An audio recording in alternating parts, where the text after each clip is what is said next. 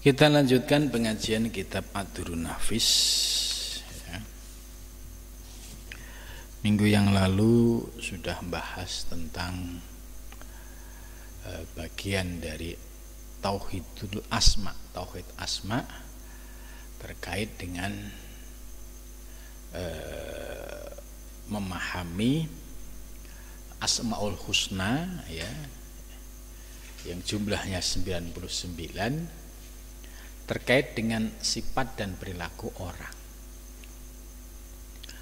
Ya, sampai Syekh Nafis menjelaskan kalau ada orang sabar, ya itu ya hakikatnya yang memberikan kesabaran orang tersebut ya Allah. Itu. Ya sebab ya yang menggerakkan orang tersebut, yang memberikan anugerah kesabaran ya hanya Allah. Kalau tidak diberi kesabaran oleh Allah, nggak mungkin dia bisa. Itu maka kalau kita melihat orang yang sabar, oh dia artinya diberikan kekuatan sabar oleh Allah Subhanahu wa Ta'ala.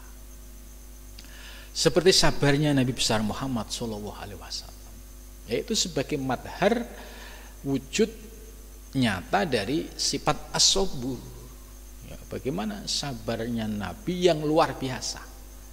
Jadi kita diajarkan melihat sosok Nabi Muhammad yang memiliki kesabaran yang luar biasa. Nah, kita pandang secara tauhid, itulah sebagai madhar atau tajalli dari sifat Allah yang bernama as-sabur ya. Terus begitu juga kalau kita melihat orang yang sangat dermawan ya, orang yang sangat mulia, oh itu ternyata sebagai tajalli madhar dari sifat Al-Karim. Itu. Terus ada juga ya Asmaul Husna yang lain ya, seperti Al-Muntakim ya. Al-Muntakim ini salah satu asma Allah yang sangat ngeri ini, karena artinya memberikan siksa. Ya, kalau misalkan terjadi musibah, bala, bencana, ya, di mana itu tujuannya untuk memberikan ujian, cobaan atau siksa, ya, itu sesungguhnya sebagai tajalli dari asma Allah yang bernama Al-Muntakim. Itu. Terus juga misalkan ada orang yang pemaaf gitu kan, dia sudah disakiti ya, dihina, tapi memiliki sifat pemaaf yang luar biasa ya, seperti Nabi Muhammad.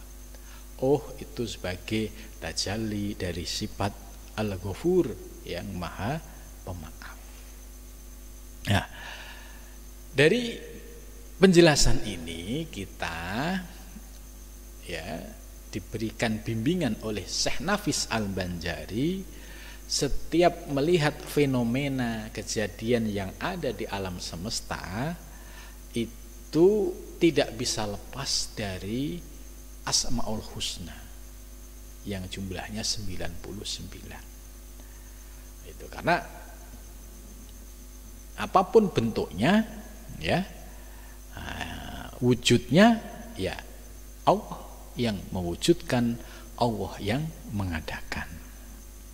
Jadi penjelasan di dalam kitab Ad-Durrun Nafis ini ya sejalan dengan kitab induknya tadi yang ada di dalam kitab Al-Futuhat Al-Makkiyah. Sahdan kita sudah sampai ini. Kata setengah daripada segala arif billah ya, tiada bagi Allah Ta'ala itu sifat yang berdiri kepadanya dan yang bertambah ia atasnya seperti segala sifat ma'ani hanya saja yang ada baginya itu asma jua. Mengambil dalil mereka itu dengan dua dalil, yaitu dalil akli dan dalil nakli. Jadi menurut sebagian para ulama arif billah, jadi Allah itu di dalam Al-Quran hanya memiliki asma, dan asmanya dikenal dengan Asmaul Husna. Ayatnya berbunyi walillahil asmaul husna. bagi Allah memiliki asmaul husna, nama-nama yang baik, fad'uhu biha, maka berdoalah biha dengan nama-nama tersebut. Misalkan kalau dalam kondisi kesulitan, ya minta dibukakan pintu-pintu kemudahan, zikirnya ya basit, ya basit, ya basit, ya artinya mohon kepada Allah dibukakan pintu keleluasaan, karena yang bisa membuka pintu keleluasaan hanya Allah. Ini salah satu contoh. Terus pingin memohon rezeki kepada Allah, ya sebut nama, salah satu nama Ar-Razzaq, ya Razzaq, ya Razzaq, ya Razzaq. Jadi walillahil asmaul husna fad'uhu biha. Ini kita dianjurkan kalau berdoa sebutlah nama-nama Allah, ya, di antara 99 nama ini. Ya. Jadi para ulama, ya, mereka berpendapat bahwa di dalam Al-Qur'an yang ada itu asmaul husna, nama-nama Allah yang baik. Jadi tidak ada sifat. Argumentasi ini didasarkan pada dua dalil. Satu daripadanya, tapi maksudnya satu daripadanya daripada dua dalil tadi, yaitu nakli.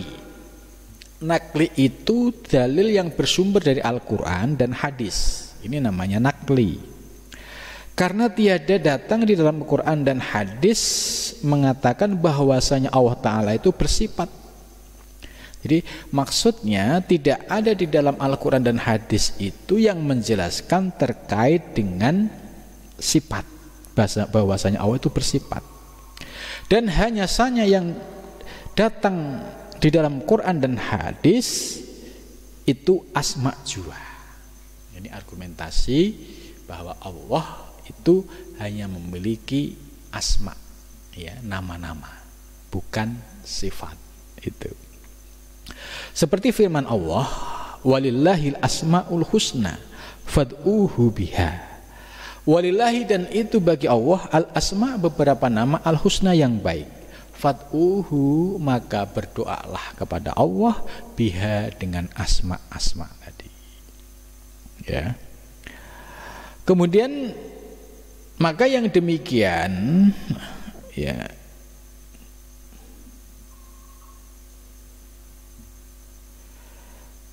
menentukan Allah akan dirinya dengan nama juga tiada bersifat, ya, itu jadi jelas bahwa, ya, yang ada hanya nama, ya,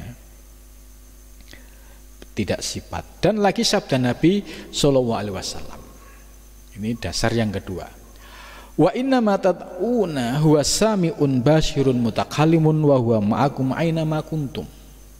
Ini dasar hadisnya. Artinya, dan hanya saja yang kamu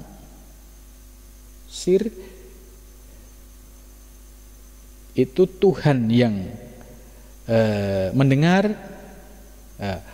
Artinya, dan hanya saja yang kamu seru itu Tuhan yang mendengar, lagi amat melihat, lagi yang berkata-kata, padahal ia serta kamu barang di mana kamu ada. Itu maksudnya. Ini sebagai penguat tentang bahwa Allah memiliki sifat sami, basyir, mutakallim. Bahwa Allah memiliki nama, ya, sami, basyir, mutakallim.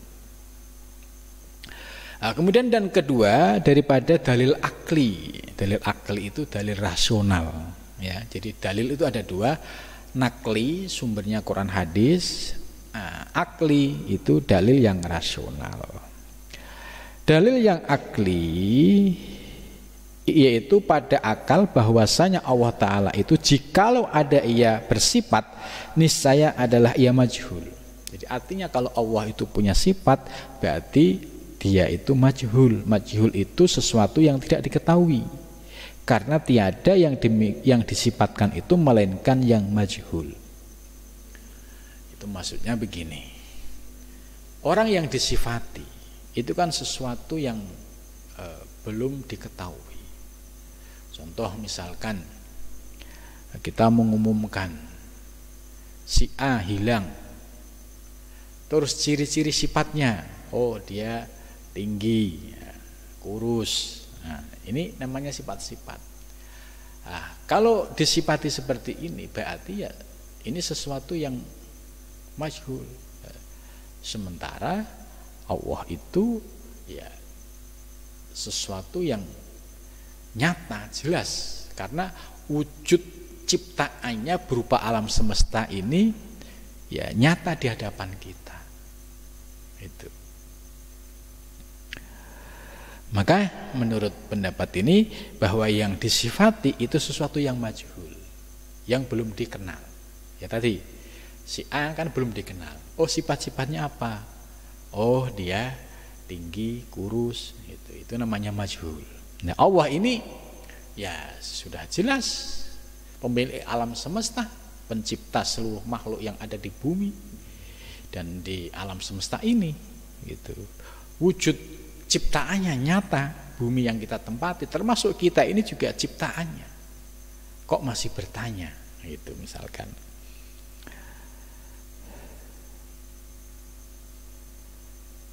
Itu bermula Allah Ta'ala ya itu terlebih ma'rifah daripada segala ma'rifah.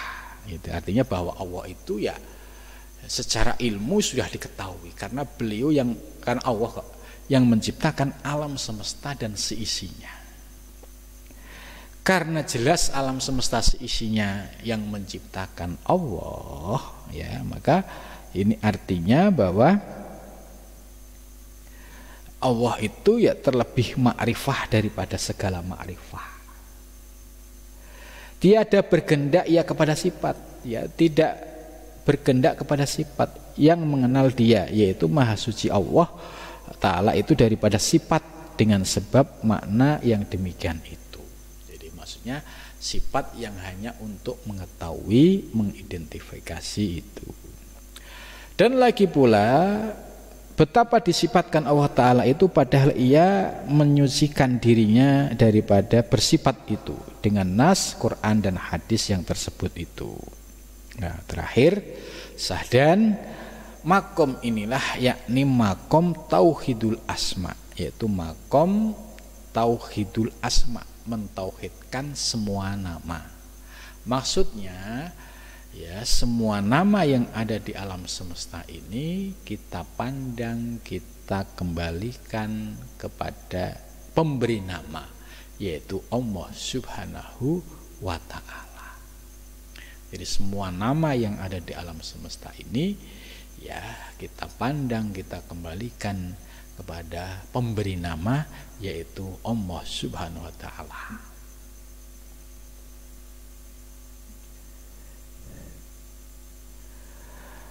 Makom yang demikian, yang kedua, ya ini termasuk makom yang kedua karena yang pertama adalah tauhidul af'al daripada makom arifin. Makom arifin itu makom orang-orang yang mengenal Allah, yang dianugerahkan Allah Ta'ala kepada segala orang yang salik. Makom arifin ini diberikan oleh Allah kepada orang-orang yang mau belajar ilmu hakikat. Ya, orang yang mau belajar ilmu hakikat disebut salik. Ya, disebut salik itu orang yang orang yang berjalan menuju Allah. Berjalan menuju Allah itu tidak bisa lepas dari syariat dan hakikat dan thariqah itu. Jangan sampai saliknya tidak utuh, hanya berpegang pada ilmu hakikat, syariatnya enggak jalan.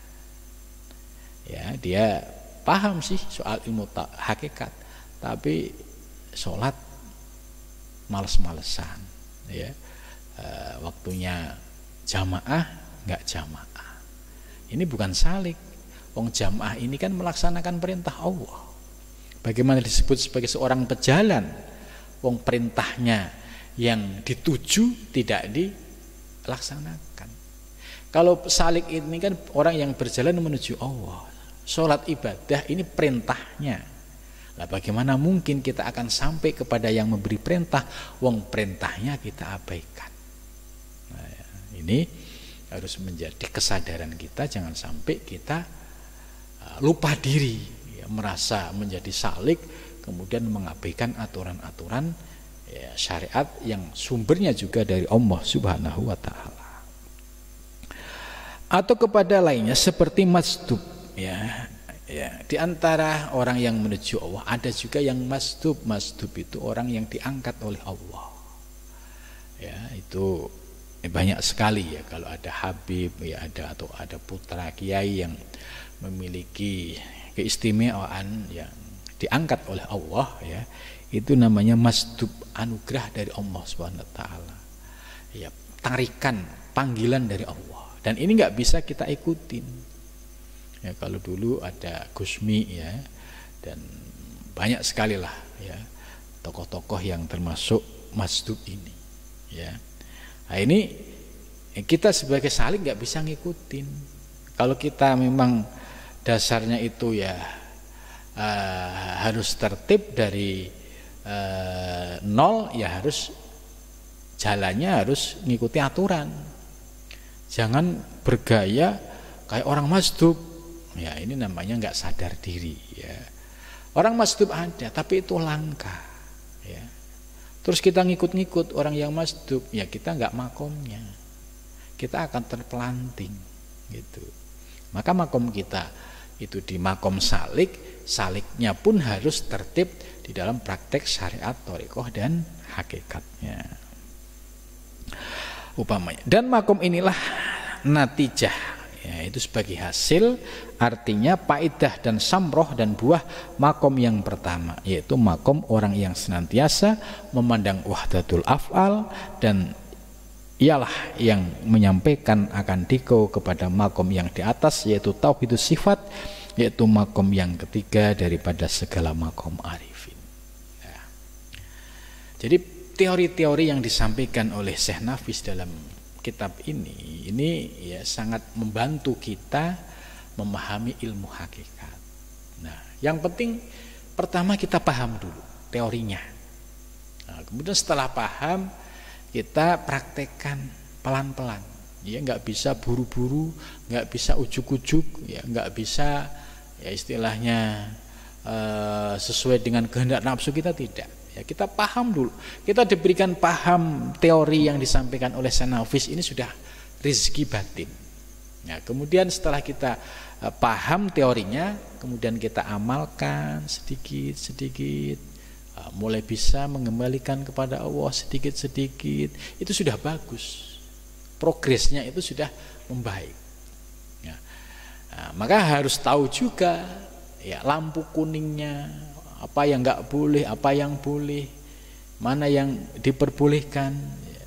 Ini juga harus dipahami. Sebab kalau tidak paham secara utuh, ya kemarin di bab tauhidul af'al juga sudah dijelaskan penafsiran mana yang boleh, mana yang tidak.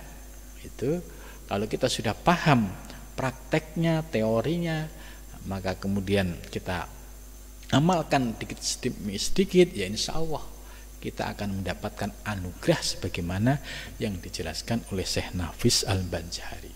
Ya, jadi kita ya harus ada kemauan untuk muhasabah, artinya melihat ke dalam diri. Ini kan ilmunya para arifin billah. Kalau kita diberikan paham, ini sudah rezeki.